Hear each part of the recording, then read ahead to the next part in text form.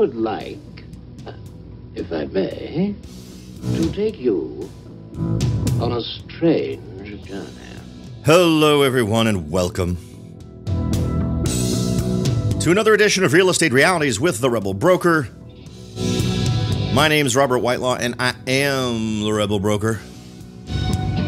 Licensed real estate broker in the state of California, member of the National Association of Realtors. But please, don't hold that against me. Welcome to it, folks. I hope all is well with you. It was a very interesting weekend.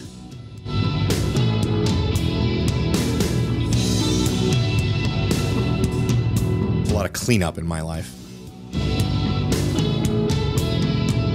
Interestingly enough, there was also blacksmithing, and I know that may sound odd. There's a little place called The Crucible in Oakland, which is a place to go and learn about blacksmithing, and one of my sons went. And I gotta tell you, if you don't have a thing in your life that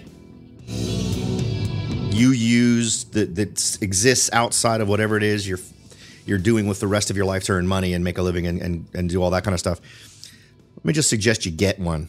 I think it reintroduces so much sanity, I know, into my life. And it was kind of nice to see one of my sons find something he really got kind of excited about. And we'll see how long it lasts. You know how it is when you're a teenager. Sometimes something that excites you right now and for the next month continues to excite you throughout that entire period. But then attentions wander.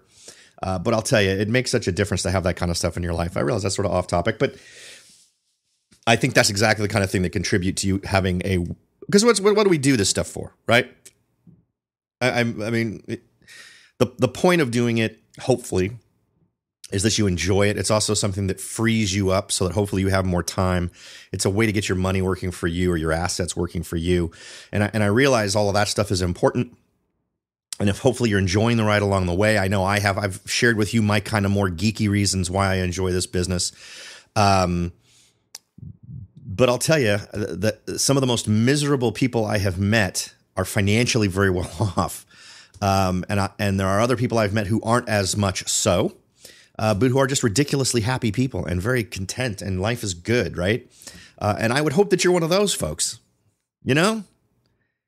I mean, why? You only get one shot, you get one ride. Enjoy it.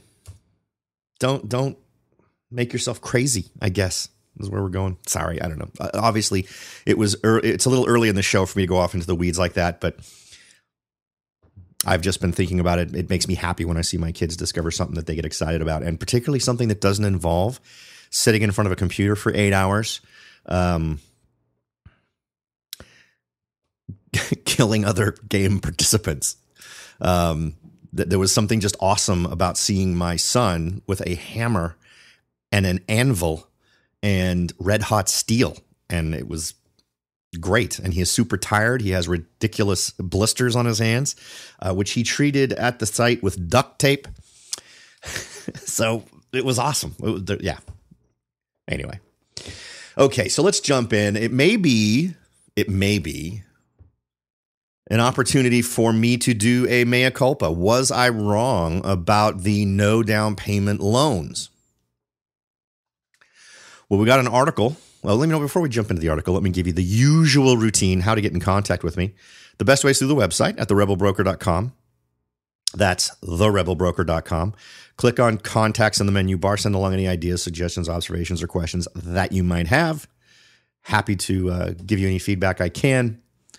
You can also click the big red button at the tippy top of the page titled Take the Survey to Support the Show, and it does what it says, but it does one magical thing that isn't noted in the button. Yes, it helps the show. You take a little survey, and that makes it easier for me to potentially market the show so it gets on a paying basis, so I can offer you more content, devote more time to it, and offer you other things outside of just the show itself in terms of cool content to hopefully help you reach your goals.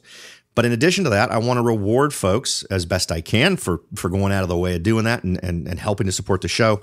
So once a month, we do a $50 gift card drawing it's a $50 Amazon gift card. And we draw one person each month out of the list of folks who've gone through and done the demographic survey.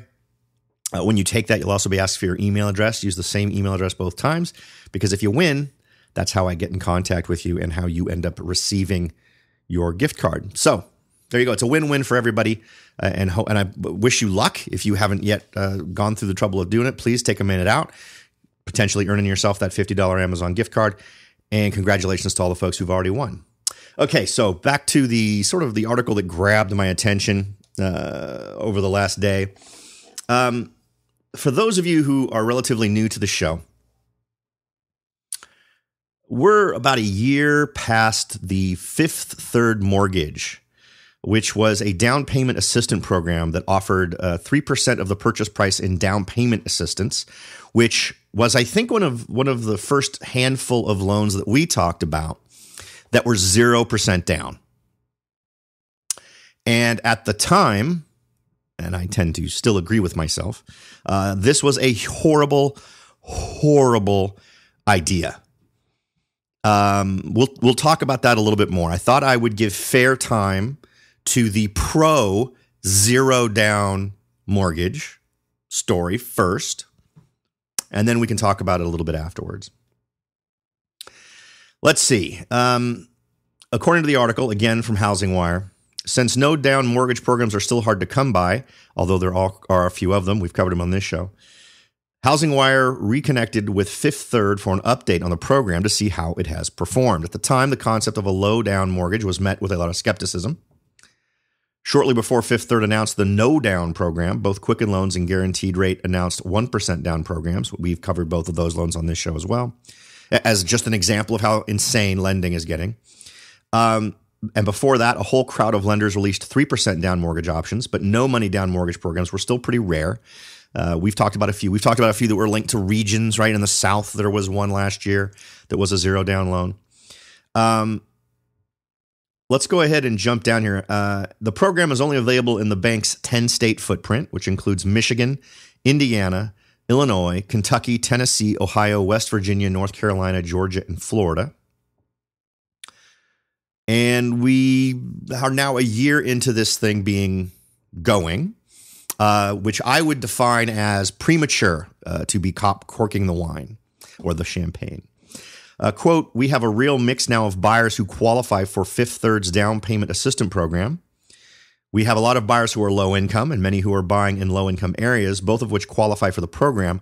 We've seen millennials as well as seniors on fixed incomes take advantage of this product.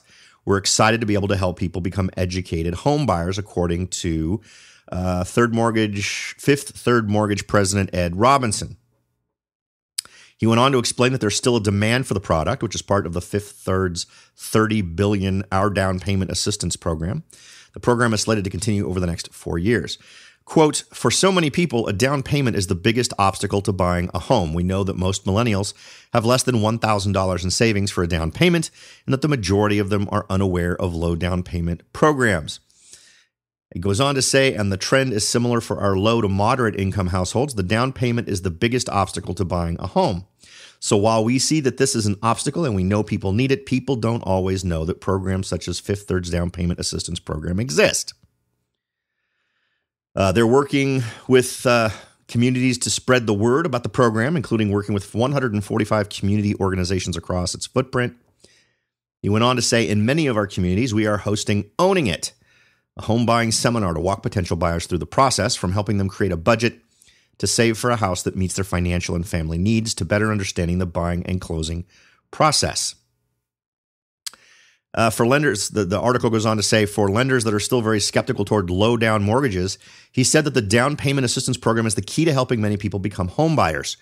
Quote, for us, it's important to provide financial education to our home buyers so that they understand the process and are buying a house that best meets their family's goals, both financial and personal.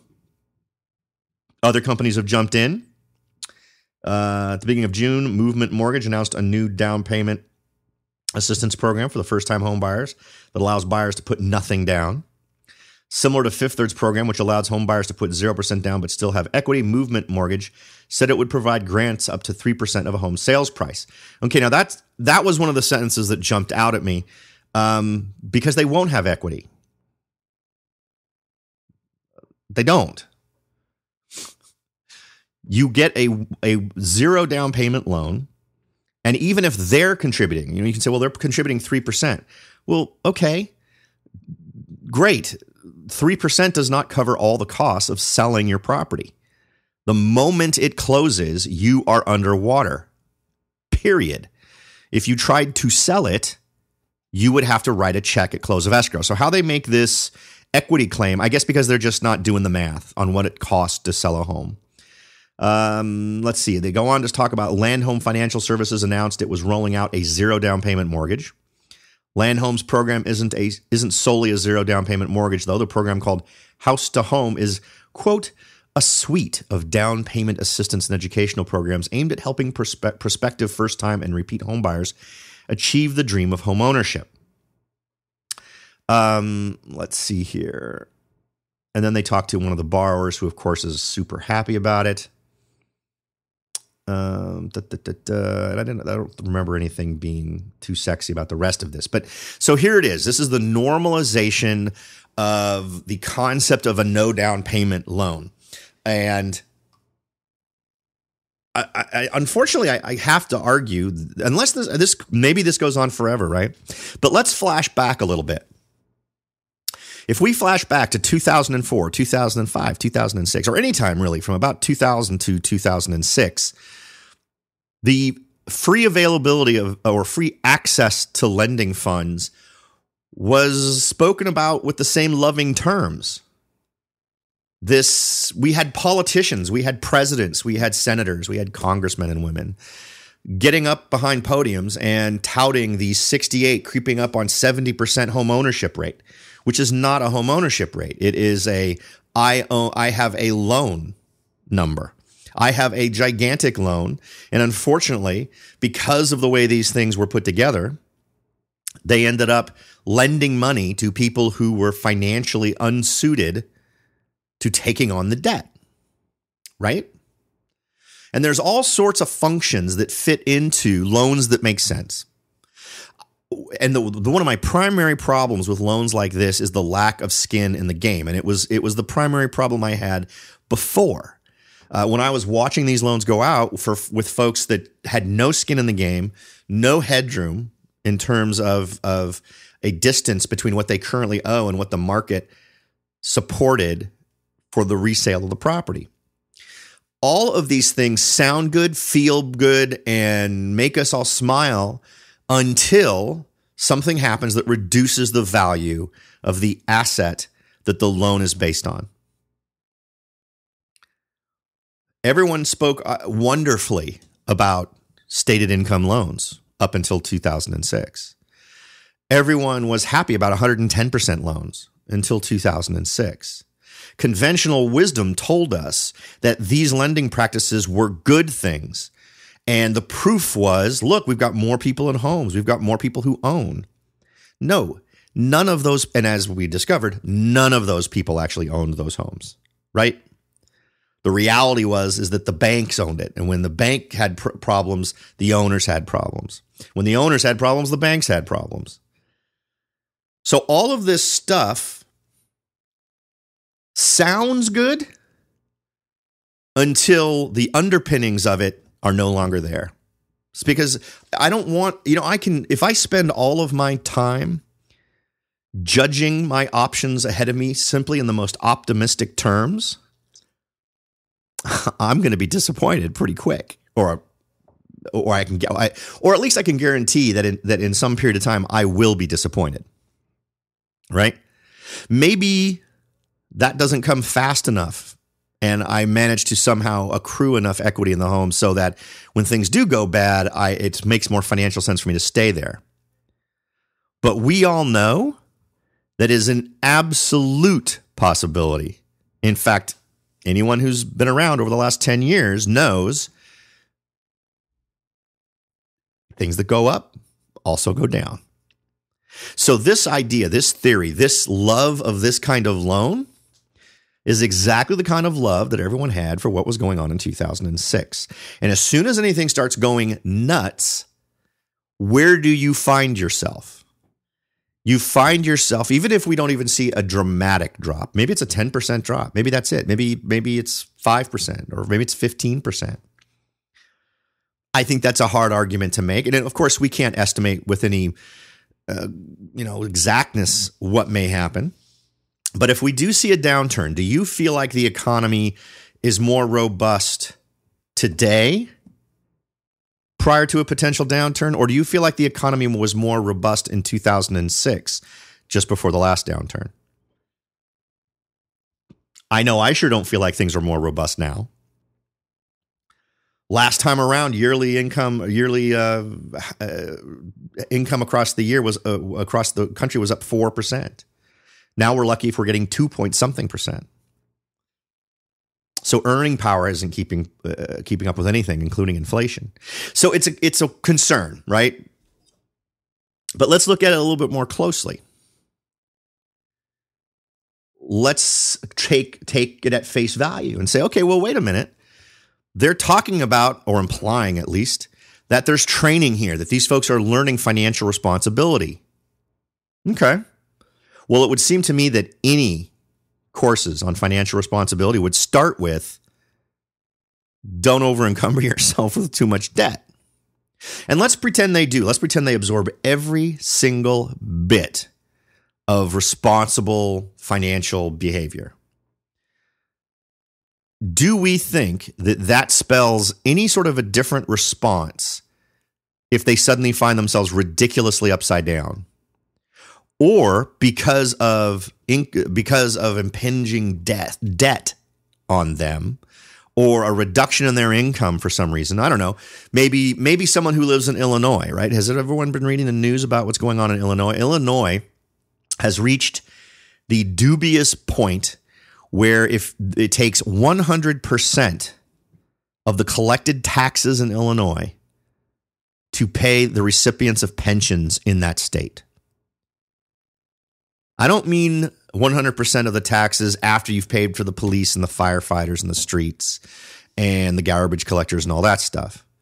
I mean, if you go around to every single citizen in the state of Illinois and you collect all of their taxes on a Monday, and you then walk out and pay everyone's pensions, you have no more money on Tuesday. Now, what do you think that does to a state? There are all kinds of things getting thrown around. Some of the stupidest, craziest things are coming out of the mouths of politicians in Illinois right now.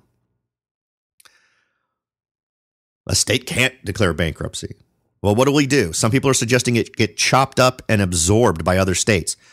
Well, who in the world would want to absorb that kind of a train wreck? So I feel sorry for the states that border Illinois, because some of them may be asked to inherit this. So what do you think happens there? Do you think that the Fed prints more money? I think that might just happen. Either way, all of that debt ends up on your shoulders. So that's a concern. What are things that are going to nudge these people? And remember, one of the states where this thing's available is Illinois.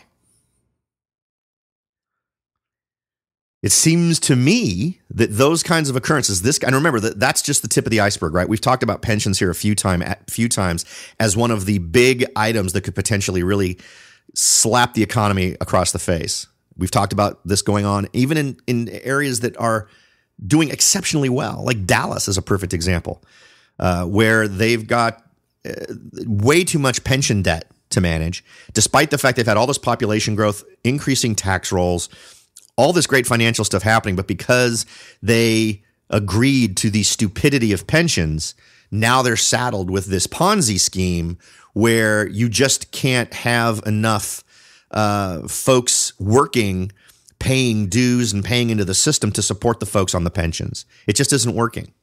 It's the world's biggest Ponzi scheme, except it's okay because the government's doing it.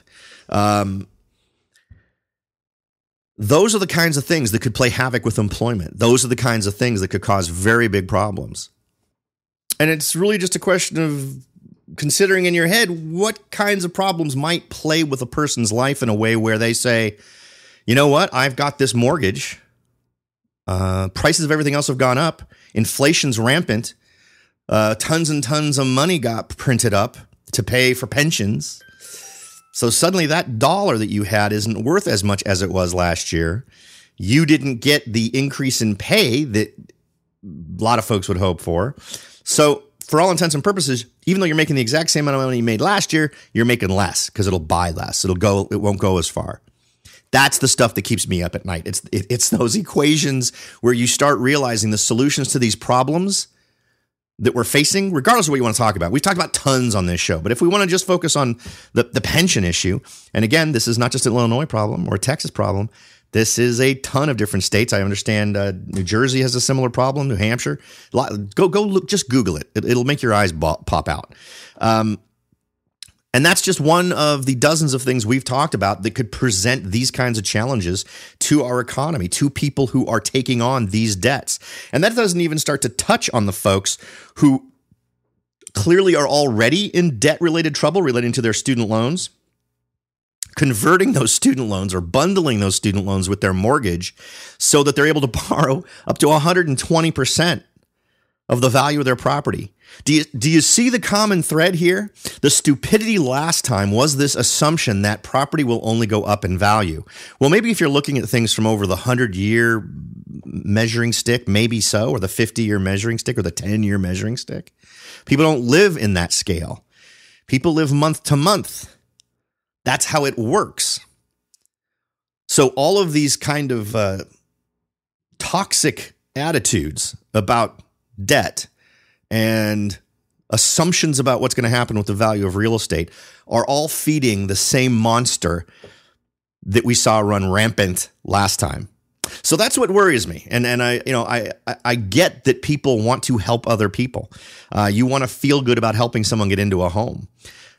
I don't want to, and I guess I'm a little bit, maybe I got hit in the head as a child, or maybe I just lived through 2007 and 2008 where I encountered, I don't even want to remember how many people who found themselves in a position where they simply could not afford their home anymore. I don't want to have to sit across from those folks at a table anymore and try to help them figure out which of a whole bunch of really bad options are the one that they need to exercise to try to get out from this insane debt that they assumed. That's where I sit. Would I like people to be able to own a home? You bet I do. But the decision for that is to have a good credit rating, a great credit history, and to understand how to responsibly manage your finances, which tends to equal a good credit rating and a good credit history. So, I don't know, a lot of analogies fly around, whether you're going to give someone a fish or teach them to fish, all those other kinds of things. But this is one of those things where when you do it, where it feels good in the moment, you end up potentially saddling these folks with things that will screw up their lives for a decade. And I'd rather not put anyone else through that again.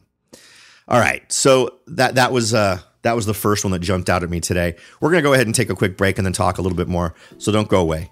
We'll be right back. Are you ready to jump in and start your search for your first investment property?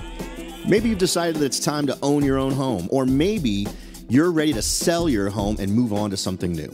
No matter what your goal is, the Rebel Broker can help. That's right. Aside from hosting this show, I am also the owner broker of Whitelaw & Sons Real Estate Services right here in Silicon Valley. With over 25 years experience serving Silicon Valley, Morgan Hill, San Martin, and Gilroy, I or one of my great agents can help you achieve your goals in real estate. So if you're ready to look into taking that next step towards achieving your real estate goals, point your browser at www.soldbyrobert.com. That's www.soldbyrobert.com and get in touch. Let me show you how I will earn your business and your respect. Again, that's www.soldbyrobert.com, or you can call me at 408-852-0525. California Bureau of Real Estate ID 00984-909. Hello, everyone, and welcome back. We spent the first part of the show chatting a little bit about, well, some folks speaking very enthusiastically about 0% down loans and kind of reviewing why it still remains a very dicey proposition. It's still, what people don't get is that leading up to the financial downturn of 2007, 2008, people were not in the mainstream saying, wow, these loans are really bad. Everybody was touting the awesomeness of lending. So you have to calibrate yourself to the idea that we would likely see the exact same thing happen here. We would likely see the praising of the exact thing that shoots us in the head eventually. So just kind of keep that in mind. As I mentioned in previous shows, I always include in the show notes links to the articles we discuss. I'm going to include one of the many articles on the Illinois pension situation that I made mention of before. If you'd like to check it out, I went ahead and linked to just one of the first ones in the news link that was one of the newest ones for the day. There are others talking about how Illinois needs to do what Pennsylvania has done, and Pennsylvania is smart to be doing things now, but is nowhere near at the dire straits that Illinois is. Just to kind of calibrate you, right? States issue bonds, those types of things, and of course the faith in them is based on the credit worthiness of the state itself, right? So if you buy a bond from California, it's going to get a rating.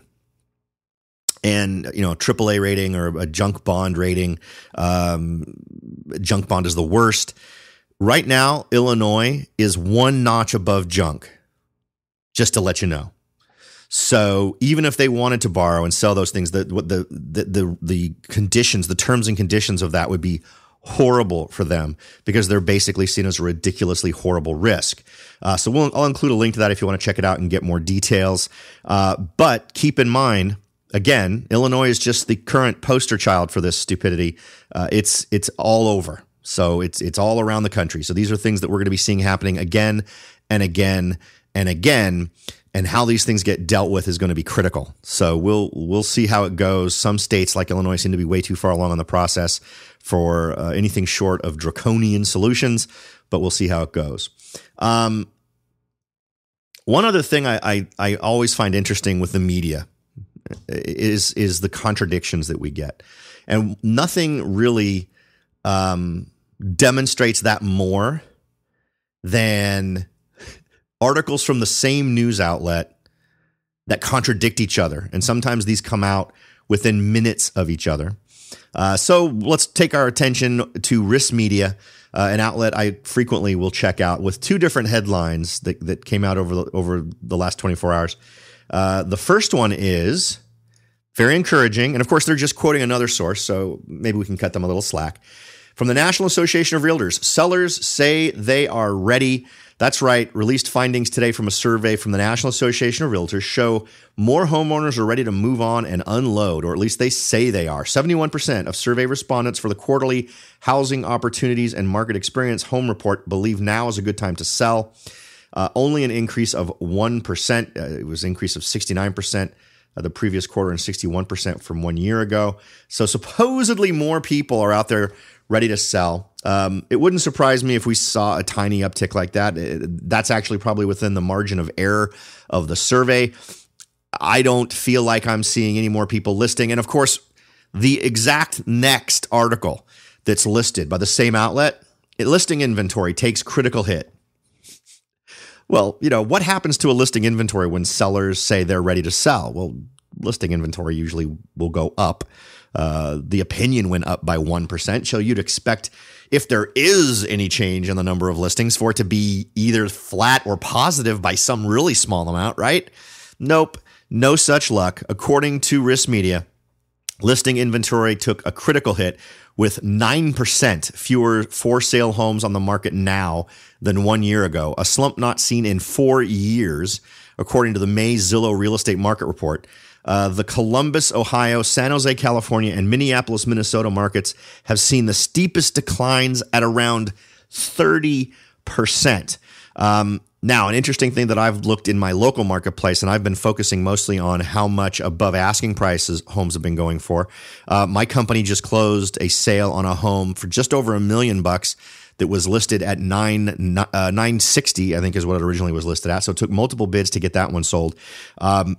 but everything is selling at about 4 to 5% above asking price right now, even right down here in Morgan Hills. And the trend is also continuing in San Jose. But here's the interesting part. The amount over asking price has actually declined. It was peaking up around January, February. Actually, I think it peaked a couple of months after that, but it started to go up in January, February, really got up there, and then it's just started to decline over the last month or so. Quote, inventory has been falling for years with supply no longer meeting demand, and there are multiple reasons for the worsening situation.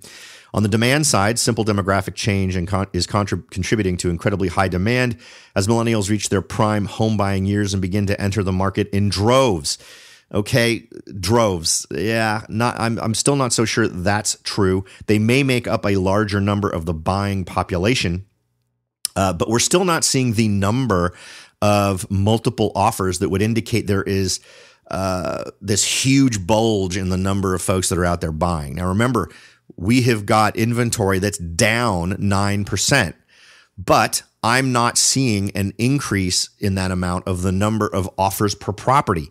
That tells me that the number of buyers out there that are out there actively shopping is actually down a little bit. So it continues to be the primary mover, continues to be a lack of inventory in terms of balancing out this equation. Now, that may not be true all over the country, and it may be absolutely that millennials are making up a larger portion of the buyers that are out there. But I would actually argue that there are fewer buyers out there than headlines are tending to promote. And I can clearly say that from my own experience, from my on-the-ground truth, from Silicon Valley perspective. And we're also hearing other interesting things from other areas where prices are down, places like New York and Miami.